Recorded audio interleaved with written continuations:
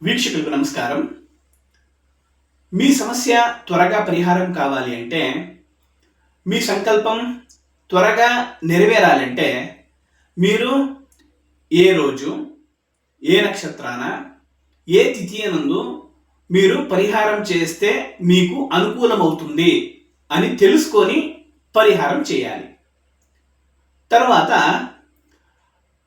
సమస్య ఒకటే అయినా కానీ ఒక్కొక్కరికి ఒక్కొక్కలాగా పరిహారం ఉంటుంది. ఎలా అంటే కొందరికి అదే సమస్యకి దానం చేయాల్సి ఉంటుంది, కొందరికి హోమం చేయాల్సి ఉంటుంది, కొందరికి దేవస్థానంలో పరిహారం దొరుకుతుంది.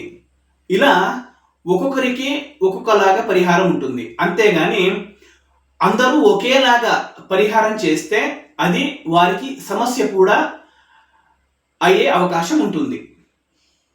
మరియు పరిహారం అంటే ఒక వ్యక్తికి తన ఏ గుణం నుండి, ఏ వ్యక్తి నుండి, ఏ సమయంలో ఎలాంటి సమస్య వస్తుంది అని ముందుగానే తెలియజేసి అతనికి జాగ్రత్త చెప్పి అతనికి ఆ గుణాలు సరి చేసుకోవడానికి చెప్పి తర్వాత పైన చెప్పినటువంటి పరిహారాలు చేసుకుంటే అతనికి సంపూర్ణంగా పరిహారం అవ్వడానికి అవకాశం ఉంటుంది. మరియు ఆ ఒక్క సమస్య ఏముంది అది మళ్ళీ అవ్వడానికి అవకాశం ఉండదు.